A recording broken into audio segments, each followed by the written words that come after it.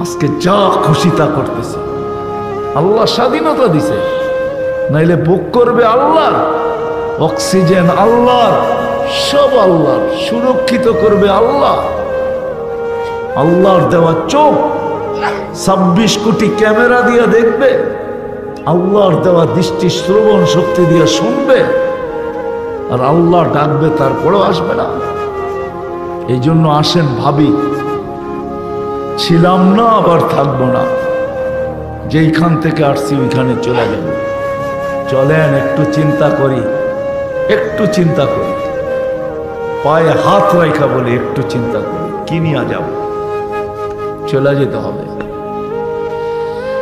দুনিয়ার আইডি কবরে দেখাইলে চলবে না, ওইখানের বাজার ভিন্ন, কারেন্সি ভিন্ন, ওইখানে সবকিছু ভিন্ন।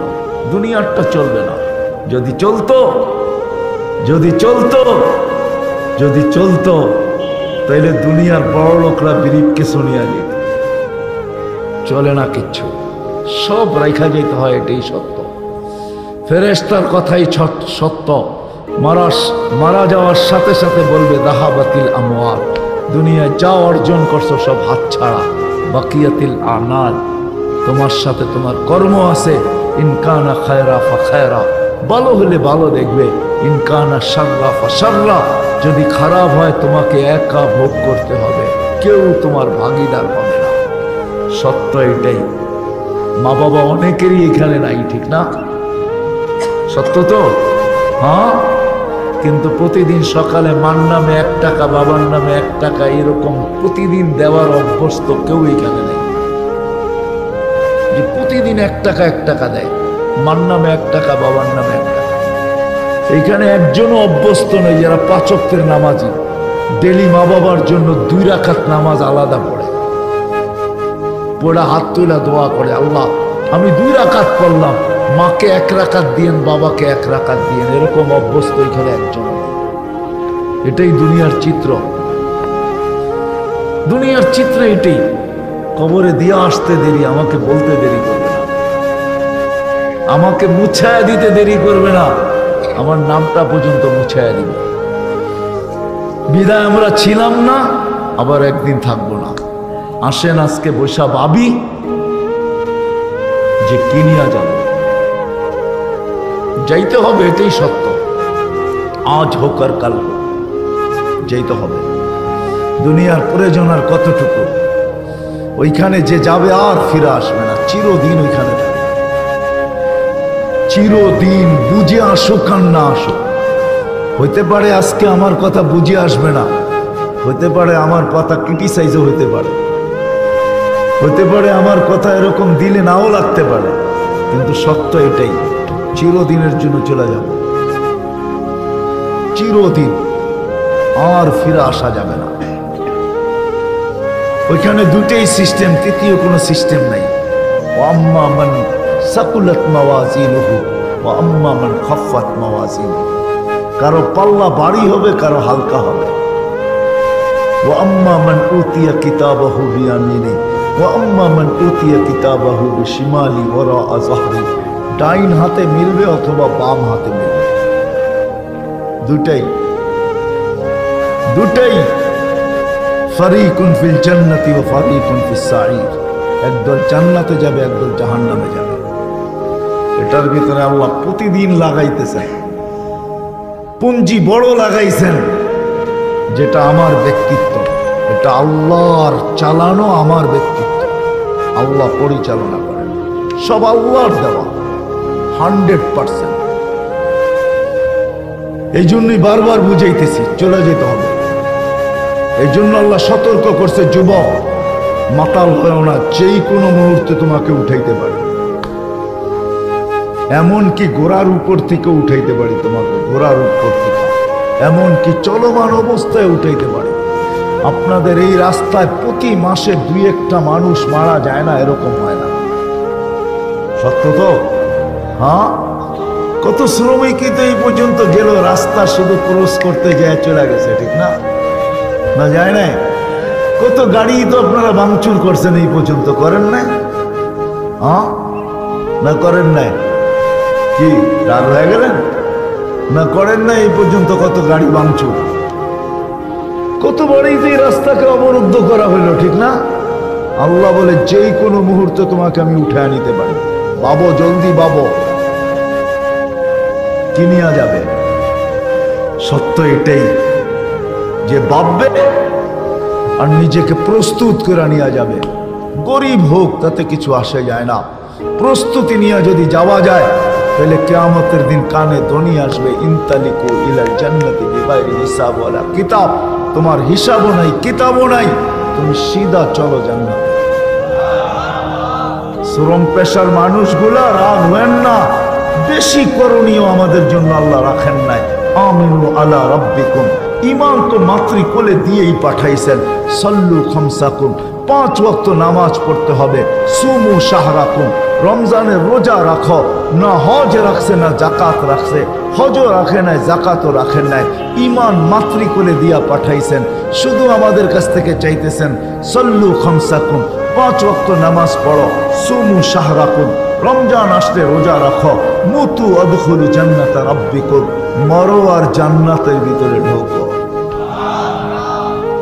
হায়, ছোট একটা জীবন কাটাইতে যদি এত শ্রম দিতে হয়, ছোট একটা জীবন 60-70 বছরের জীবন কাটাইতে যদি এত শ্রম দিতে হয়, এক রুমের একটা বাসা বেয়ার করতে যদি এত শ্রম দিতে হয়, মাথার ঘাম পায়ে ফেলতে হয়, স্বামী স্ত্রী 2 জন খাটতে হয়, ছোট একটা বাসার জন্য 2 রুমের না, তাও 1 রুমের, তাও কোনো আলাদা কিচেন না, সম্মিলিত কিচেন নিয়া এটা কাটাইতে, এটার জন্যই যদি 2 জনে খাটতে হয়, মাথার ঘাম পায়ে ফেলতে হয়, তাহলে জান্নাত এই দুনিয়ার থেকে 10 গুণ বড় হবে, 10 গুণ বড়। তার জন্য তো বেশি চান নাই, বেশি চেয়ে ফেলছে। হ্যাঁ, বেশি চেয়ে ফেলছে। হ্যাঁ, কি রাগ হয়ে গেলেন বললাম দেখা? হ্যাঁ হ্যাঁ, কয়জন শ্রমিক পেশার মানুষ আছে এখানে বড় বড় হাইফাই বাংলো নিয়ে থাকে, 15-16 কামরার ফ্ল্যাট নিয়ে থাকে? কি রাগ হয়ে গেলেন? আমি আপনাদের দুঃখের উপরে বলতেছি, আমিও দুঃখিত, বুঝাইতে চাইতেছি যদি বুঝে আসে। সামান্য 2 রুমের বাসার জন্য, সামান্য 1-2টা বাচ্চা নিয়ে চলার জন্য, 2 মুঠ ভালো খাওয়ার জন্য, বৎসরে 2টা ভালো কাপড় পরার জন্য, স্বামী স্ত্রী 2 জনকেই যদি শ্রম দিতে হয়, না হোক স্বামীকে যদি ওভারটাইম দিতে হয়, 24 ঘন্টার ভিতরে 18 ঘন্টা খাটতে হয়, যে আল্লাহ এই দুনিয়ার থেকে 10 গুণ বড় জান্নাত দিবে, ওটার জন্য 5 ওয়াক্ত নামাজ চাইছে, বেশি চাইছে? বলেন, আপনাদের বিবেক দিয়ে বিচার করেন। আপনি বলবেন ওই জান্নাত কি সত্য? আমাদের নবীজি চোখে দেখা আসছে, সত্য। আজকে মানবেন না, কালকে মানবেন, আল্লাহ বাধ্য করবে, এটাও সত্য। আল্লাহ বলে দিছে, আজকে হয়তো তোমাকে ইচ্ছা স্বাধীনতা দিছি, বিদায় তুমি যা খুশি তা বলতে পারো, কিন্তু কালকে তোমাকে বাধ্য করব। কেমন বাধ্য? তুমি চিৎকার দিয়া বলবে, রব্বানা ইন্নানা আবসারনা ফারজি'না আমাল সালিহা ইন্না লা মুকিনুন। আল্লাহ দেখা ফেলছে, ফিরত পাঠান। কেননা আল্লাহর পরিধির বাহিরে যাওয়া কোনো মতে সম্ভব না। নিচে জমিন, উপরে আকাশ, এই পরিধি দিয়ে আল্লাহ আমাদেরকে বেষ্টিত করে দিয়েছেন, এটাকে ব্যাত করে কোথাও যাওয়া যাবে না। যদিও যাওয়া যায়, তার উপরেরটাও আল্লাহর। সাবআ সামাওয়াতিন তিবাকা, আল্লাহ বলে 7 আকাশ। কয়টা ব্যাত করবি? যেটা ব্যাত করবি উপরেরটা আমার। 7টা যদি ব্যাস করস তাইলে ফাওকা সাবঈ সামাওয়াতিন আরশুর রহমান, 7 আকাশের উপরে ভেদ করা যদি পৌঁছস, ওইখানে তো আমি স্বয়ং নিজেই আছি। কই ব্যাত করবি? কোথায় যাবে? কোথায় যাবে ব্যাত করা? জমিন ব্যাত করা দুনিয়া চেষ্টা করছিল, কিন্তু ব্যাত করা যায় নাই। বিজ্ঞান যে চেষ্টা করে না এরকম করে নাই, চেষ্টা করছিল। আমেরিকা দেখেন আমাদের উপরে, নিচে দেখেন আমরা, গ্লোবের ভিতরে দেখেন, ম্যাপের ভিতরে। ফুটবলটা নিয়ে দেখেন, আমেরিকা আমাদের বিলকুল উপরে, মাথার উপরে, আমরা বিলকুল নিচে। ওইখান থেকে ছিদ্র করলে আমাদের এখানে চলে আসবে। চেষ্টা করছিল, 1 কিলোমিটার যাওয়ার পরে দেখছে আর ড্রিল মেশিন চলে না, পাথর আর পাথর, পাথর আর পাথর। ড্রিল ভাঙ্গা চলে আসে, সম্ভব না। আল্লাহর লগে পাঙ্গা নেওয়া যায় না, বুঝছেন না? ঢাকায় কথা বোঝেন, আল্লাহর লগে পাল্লা নেওয়া যায় না, সত্য এটা। ওই জান্নাতের জন্য কি চাইছে আমাদের কাছে? 5 ওয়াক্ত নামাজ চাইছে, আর কি চাইছে? নাইলে ওলামা কেন বলে আসসালাতু মিফতাহুল জান্নাহ? ওলামা তো বলে, আল্লাহ তো বলে, রসুল তো বলে, ওলামা তো বলে 5 ওয়াক্ত নামাজ পড়, জান্নাতের চাবি হাতে নিয়ে আনে। বেশি চাইছে? কি বলেন? বেশি? ছোট একটা 2 রুমের বাসার জন্য যদি, সামান্য খাওয়ার জন্য যদি, 60-70 বছরের জীবনের জন্য যদি মাথার ঘাম পায়ে ফেলতে হয়, রাত দিন খাটতে হয়, দেশ থেকে দেশান্তর হইতে হয়, হয় জীবনের ঝুঁকি নিয়ে সাগর পর্যন্ত পাড়ি দিতে হয়, তাইলে জান্নাতের জন্য তো বেশি চান নাই 5 ওয়াক্ত নামাজ চাইছে। জান্নাতের জন্য তো বেশি চান নাই সারা বৎসরে 30 দিন রমজানের রোজা চাইছেন, আর তো কিছু চান নাই। ইমাম তো মাতৃকুলে দিয়েই পাঠাইলেন। এই জন্য আসেন ভাবি, থাকবো না, ছিলাম না, কি নিয়ে যাব? যদি প্রস্তুতি নিয়ে যেতে পারি, তাইলে আল্লাহর কাছে পরিচয় পাবো, পরিচিতি পাবো, ইজ্জত পাবো, স্থান পাবো, জায়গা পাবো, চির শান্তির জায়গা জান্নাত পাবো। যেটা রেডি, ওইখানে কিচ্ছু রেডি করতে হবে না, সব তৈরি আছে, শুধু যাবে আর বুক করতে থাকবে, সব রেডি করে রাখছেন। মাঝে মাঝে দেখেন না রেডি ফ্ল্যাট, ঠিক না? হ্যাঁ, দুইটা দেখবেন খালি দেওয়াল ছাড়া কিছু নেই, ঠিক না? রেডি ফ্ল্যাট হইল কি করে? হ্যাঁ, আমার খাট কই, আমার ফার্নিচার কই, কি এটার নাম রেডি? কি মনে হয় বোঝেন না, বুঝাইতে পারতেছি না। লেখা থাকে না রেডি ফ্ল্যাট, ঠিক না? হ্যাঁ, শুধু দেওয়াল দিয়ে রেডি, ঠিক না? বাকি তো সব কিনা নিয়ে যেতে হবে, ঠিক না? জান্নাত এরকম রেডি না, কমপ্লিট রেডি, শুধু ঢুকবে আর বুক করবে, সব রাখা আছে, কিচ্ছু করতে হবে না। মা তাস্তাহি আনফুসুকুম, আল্লাহ রসুল চোখে দেখা আয়েশা বলছেন, চাইতে দেরি পাইতে দেরি হবে না। মা তাস্তাহি, যা মনে আসবে তা মিলতে থাকবে। দুনিয়ার মতো ছোট 2 ফ্ল্যাট না, 2 কামরার ফ্ল্যাট না, এই দুনিয়ার 10 গুণ বড় একটা জান্নাত, যার মাটি মাটি দিয়া না, মুস্কার আম্বার দিয়া, যার মাটি মুস্ক দিয়া বা জাফরান দিয়া, যার বিল্ডিং গুলা এই দুনিয়ার ইট আর টিন শিন দিয়া না, একটা ইট সোনার, একটা ইট রূপার দিয়া। সাহাবা পাগল ছিলেন না, আজকেও আল্লাহওয়ালারা পাগল না, আজকেও আলেম ওলামা পাগল না, যে ওরা পাগল এই জন্য এইদিকে দৌড়াইতেছে, আমাদের পিছে পিছে দৌড়ায় না। ওরা পাগল না, সাহাবাও পাগল ছিল না, ওনারা জানতেন ওটাই আসল, এটা ধোঁকা। এই জন্যই তো কোরআন বলে লা ইয়াগুররান্নাকুম বিল্লাহিল গারুর, ধোঁকায় নেন না পড়ো তোমরা। ইয়াউমাত তাগাবুন, কোরআন একটা সূরাই আছে যার নাম হলো ধোঁকা। ওই সূরায় বুঝাইছে মানুষ ধোঁকায় পড়ো না, তোমাকে চলে যেতে হবে, তুমি চিরঞ্জীব না। ভাবো তুমি কিনিয়া যাবে, কিনিয়া গেলে তুমি আল্লাহর কাছে তোমার প্রস্তুতি হবে, কিনিয়া গেলে আল্লাহর কাছে তুমি পরিচয় পাবে, পরিচিতি পাবে, ইজ্জত পাবে, সম্মান পাবে। দুনিয়ায় এখনো চিত্র রাখা আছে, ইতিহাস রাখা আছে। ফেরাউনের কৃতদাসী হইলে হবে কি? এখনো কবর থেকে সুগ্রাণ বাহির। বেলাল কৃতদাসার কালো হইলে কি হবে? তার বাড়ি দেখলে এখনো চোখে পানি আসে।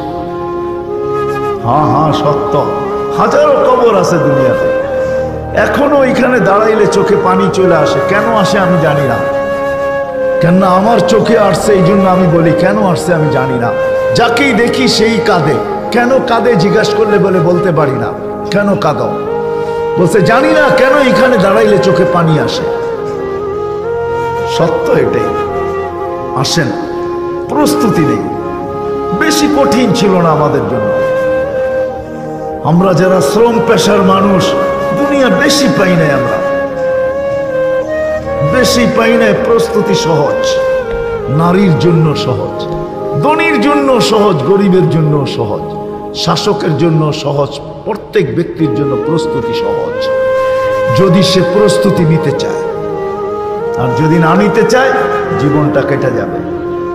ওইটাই সত্য হবে, থাকবো না, যেই কোনো মুহূর্তে উঠায় নিবে।